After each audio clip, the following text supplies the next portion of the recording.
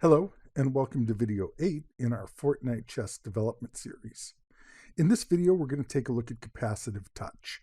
As I was developing the decoration for our case, I thought, well, we probably need a couple of switches, one for an on-off switch and one that would allow us to take all of these wonderful LEDs and turn them into effectively a flashlight that you could use in your camp tent or cabin or whatever. In looking at the design, I like the way it looks clean, and I didn't want to have to accommodate a physical switch on the outside. I wanted to keep this nice, smooth, clean design to keep it as true to the look in the video game as possible. So what I decided to do is make it capacitive touch. I went to the hardware store and found two properly sized metal panels, one on each side, so that going forward, you'll be able to put a finger here or here, and it will approximate two buttons. So that means that we have to be able to drive capacitive touch from our microchip PIC 24FJ256GA702. Let's take a look at how we do that. Microchip has made Captouch on the 24F series pretty easy with the charge time management unit peripheral, which ties into the A to D converter sampling circuit. With this unit, it's pretty easy to implement basic button type CTMU. You know, we're not at this point in this example, we're not looking at anything complicated like adjusting for, wet sensors or two-dimensional touch or sliders or anything along those lines, although you can implement those sort of things with this. We'll be looking at section 5 of their family guide, which is DS 309743, which is available on the Microchip website. And we're going to take their touch example from section 5 almost unchanged. We'll show it first with the base code, and then we will eliminate a software weight in here by tying the A to D conversion sample circuit into a timer so that the system runs well and reliably when other interrupts are going off within the system. Let's take a look real quick at the finalized circuit and see it in action. Here we can see the microchip PIC circuit in place. This is essentially the most basic circuit that only has the capacitors and voltage necessary to run the chip, plus an LED, and this particular touchpad, which is the parts we got at the hardware store, and a 3D printed cover that is 2 millimeters thick of partially filled PLA. You can see when I put my finger on it, the green light comes on. When I take my finger off, the green light goes off. That's about all we need. This is sufficient for us to implement with some debouncing a fine and proper button that will not in any way change the outside appearance of the case that we're putting together. So let's take a look to understand a little bit better about how Captouch works. We're going to do an analogy that's based on containers of water. This measuring cup is going to represent our capacitor, and the hose is going to represent a constant current source from the CTMU. Note that we have an equation over here. Q, which is charge, is equal to capacitance times voltage. That'll be important in a minute. We can change the flow of the hose in the same way that we can change the current rate from the CTMU. Let's drive current, which is represented here by water, into the capacitor, represented by the measuring cup, for a constant amount of time, in this case 20 seconds. Since we're adding charge to a fixed capacitor C, the water level, which represents the voltage, goes up. After we've given our capacitor a certain amount of charge, we take an analog to digital converter reading to determine the capacitance. Two different sized containers show how two different sized capacitors behave differently. The current flow remains the same. A smaller capacitor reaches a voltage with less charge than a larger capacitor. Note that it takes much longer for the bigger capacitor to fill to a given voltage because it takes more charge to fill to that voltage, but the current flow remains the same. This makes sense if we look at the equation. A bigger capacitor needs more charge to get to the same voltage. In a capacitive touch measurement, user interaction effectively changes the size of a capacitor. We're going to simulate that by putting my hand in our capacitor measuring cup. My interaction with the system has made the capacitor smaller. This is backwards of the way that the real world works, when getting near a capacitive plate actually increases its capacitance. Again, we take a measurement. By looking at this measurement, which is different, we can set a threshold at which we can tell the difference between when my hand is present and when it's not. Now let's take a look at how this would actually occur on the PIC 24FJ256GA702.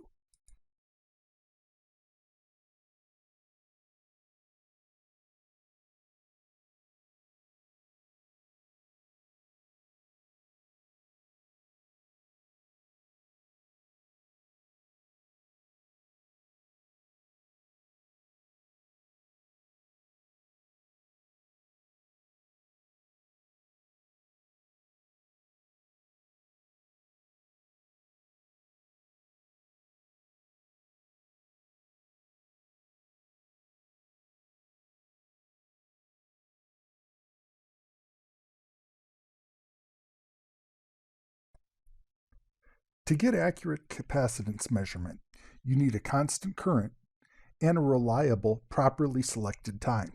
The CTMU manages the current for you, but we have to make sure that the time that we select is long enough that we get a good fill, but not so long that we saturate the capacitor with regard to the measurement limit of the A to D converter. A time that's too long to charge will result in all of your readings reading maxed out A to D values.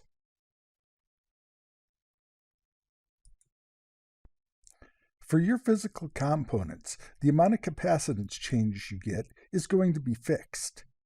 If you select a charging time that's too short, you won't have very much charge to work with, and therefore the capacitance change that you create won't have as significant an impact on the measured voltage as it could.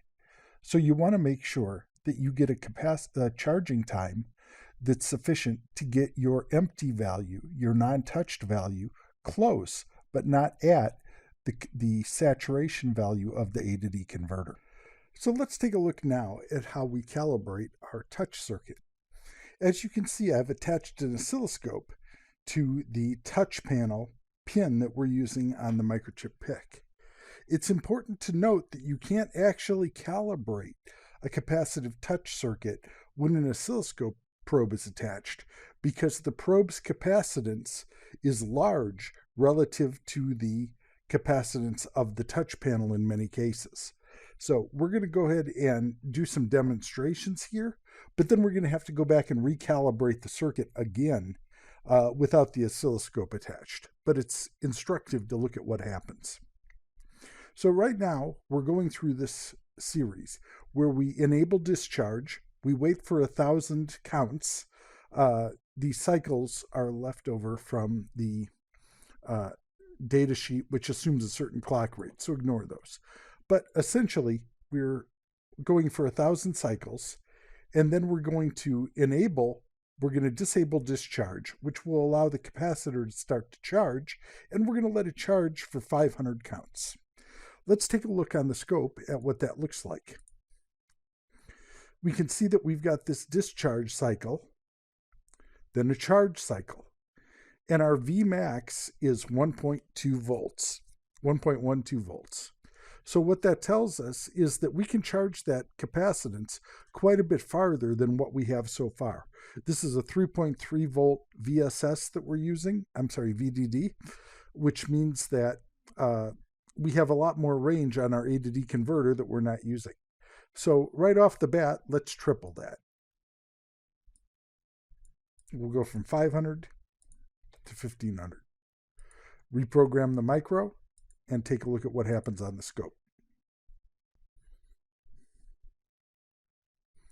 This is much better, 2.68.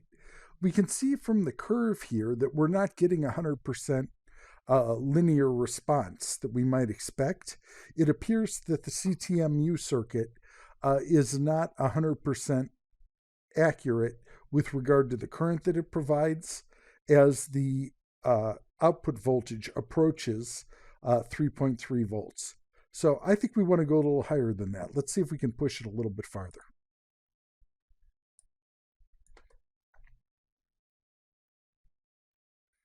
Okay, that was a little bit too far. We can see that it's going up here, but that it's plateauing. This is similar to when we maxed out our measuring cup when we were talking about water. So let's back that off so that we don't get that flat spot, and we'll try 2000. This is very good. We're going from 0 up to 3.16, which is close to saturating, but not saturating our A to D. Now, if we touch this, under ideal circumstances, we would see a significant change. Unfortunately, the capacitance of the oscilloscope probe is so much larger than the capacitance that we see on the touchpad that we don't see a significant change. Let's go back. Let's take a look real quick at what our measurements were. If we look at the main line, we can see that we're storing the result in the global variable sample. If we hit pause here, we can get an update on sample, and we can see that the decimal value we're getting is 993. This is a 10-bit A to D by default configuration, and so it would max out at 1023 counts. So we're very close to the maximum counts when we're untouched. This is a good thing. Now, just out of interest, let's take a look at what happens when we remove all that extra capacitance from the oscilloscope probe. We'll stop and run this software again. Now the only way that we can monitor this is through our variables with the measurements that we're taking. We'll push pause, look at the variables, and yes, there's much less capacitance, but we're putting a lot of current in here, and so we're saturating the A to D converter at 1023. So what that means is that we've got to go back again and try some other values. What we want is to get maybe into that 900 range again, where we're not touching. So we'll try a value of 500. The code is running. Let's pause it. And we got a value of 458. So we know that we could double that and get to about 900, but we also know that it's not linear. So let's go 1200 and see how that goes. 1022, that's too close to my saturation value to make me happy. So I'm going to go down to 1000. Okay, it's running. 911. Okay, let's go up a little higher to get that near but not at saturation. 912. So we have to add a significant amount of additional time to get it to go much higher than that because we saw it started to flatten out. So we're just going to stick with that 912. Let's go ahead and hit go, and I'll put my finger over the top and hit pause. And we see it dropped down to 857. So one finger on that pad makes about 55 worth of difference. Let's let it run again. This time I'm going to put all of my fingers on the pad. I'm getting more capacitance in that case. And we can see it dropped all the way down to 822. And what that implies is that different amounts of relative touch, the amount of the pad that we're covering, have different effects. In this case, I'm going to come close, but I'm not even touching the plastic with one finger. And we see, oh, okay, that didn't do much. I'm going to go down a little lower. 902. Now I'm going to touch my finger hard against the plastic. 883. So depending on how much touch we want to trigger the button, we can hit a threshold. We saw that around 905-ish is where the default is. You can see that the way this software is structured, when it first comes in, it calculates an untouched value. It assumes when the system is first starting up that there is no human finger near the touchpad. So it's going to take that untouched. Then each time it takes a sample, it subtracts untouched minus a threshold and see how that compares to the sample. So in this case, we saw that about 20 is a good range for us. And we said we set this particular threshold as 20. So if you look in the video, you can see a finger makes this trigger. You can see the light going on. As you can see in the circuit, I've now added 2 more LEDs, a red one and a yellow one. If we take a look at the bottom of the panel that we picked, it has a couple of holes in it. What that means is that it has different sensitivities in different areas. The areas with a hole are not as sensitive. We can leverage that by setting multiple different thresholds. Remember that the conversion we're doing is an analog to digital conversion, so it produces a number that has a range, not just a digital result. So let's set 3 different ranges, 15, 25, and 35. And the according logic down there that will turn on 3 different LEDs. What we can see from this is that if I put a finger over the area where there's the holes, I get 1 value. If I put a finger in the middle where there's all metal, I get a larger displacement. If I put 2 fingers over the metal in the top, that adds even more capacitance to the circuit, and I get a 3rd one. So with this method, we can actually implement multiple different buttons using only a single sensor. Note that you'll see the green going on some and the red going on some. I've actually added a little bit of filtering to this particular example because of that, and it'll take a little bit of logic to tell the difference, because you can see if I go in here very lightly, I can get a green in the middle. So, but we want, if I push hard, I get a nice solid red, and again, 2 fingers, I get a good solid yellow. If I try hard here over the edge with 2 fingers, I can get a red. So, this is, at the current level of code, this is something that's appropriate for hobby grade work. There are much more sophisticated algorithms and circuits that you can build with ground rings around them that can be turned on and off and various things like that, that greatly increase the sensitivity and reliability of the detection circuit. But for a 15-minute video and a hobby toy that we're building for a kid, this is pretty amazing, given that the total cost is $1.50 for the microcontroller and about 15 cents for that hunk of metal. In the current code, we do our delay and then we manually begin the sampling. There is, in the A to D converter, the option to set a peripheral which ends sampling and begins the conversion. This is the sample clock source select bit, and it's in the AD1 Con1 register. In our case, let's use timer 3 to time the sample select. I prepared a file that has this.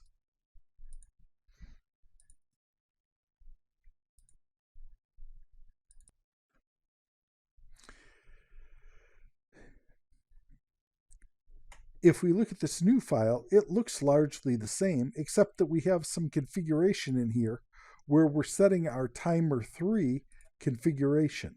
The PR3 is how long it takes, the period register, how long it takes for timer 3 to fire. We are going up here to the AD1 Con, and we set this nibble to 2, which we look in the data sheet. Oh yeah, hex 2 for that nibble is timer 3. That goes here. So what we're telling the A to D converter is now, once I turn you on to sample, you keep your sampling set until the timer 3 fires, at which time you stop and then automatically do a conversion. So let's take a look at how that works. We're running, we hit pause, variables, and we see we're getting a similar value, 926. Note that in order to change that value now, we're changing the PR3, because you can see once we start this timer, the busy wait is no longer a for loop. We're just waiting on an A to D conversion to get done. So we're sampling through this period of time until timer 3 goes off, at which point the A to D conversion will begin, and eventually then we'll be done. So the advantage to this is that this will be a much more stable sampling method than a for loop if we have other interrupts that are going off. Note that it's important that these items happen without interruption. We want to disable the discharge and start the timer without the opportunity for an interrupt to come in between, because again, that would throw off the measurement. So we're going to disable interrupts before these two steps and then re-enable. And once we're in here, we're okay. If an interrupt happens, we don't care. The A to D is going to get triggered automatically by the peripherals, independent of whatever the software is doing. And once this A to D con bits is done, then we're happy. So again, we can run this. We can see that it took our item. And if I touch it, the light comes on.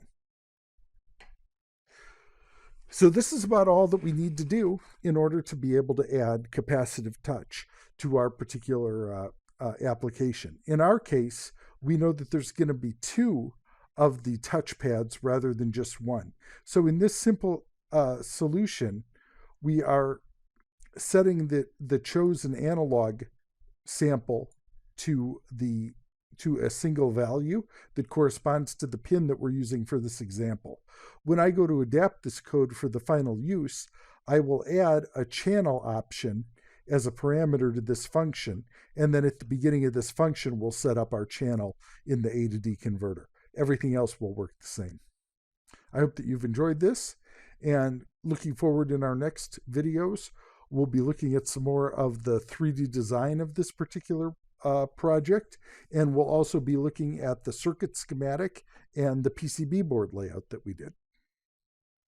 Broadwell Consulting Incorporated provides help developing medical devices with a focus on developing embedded firmware, which is compliant with IEC 62304, ISO 14971, and ISO 13485, as well as remediation assistance for products already in production. For more information, contact John at Broadwell Consulting.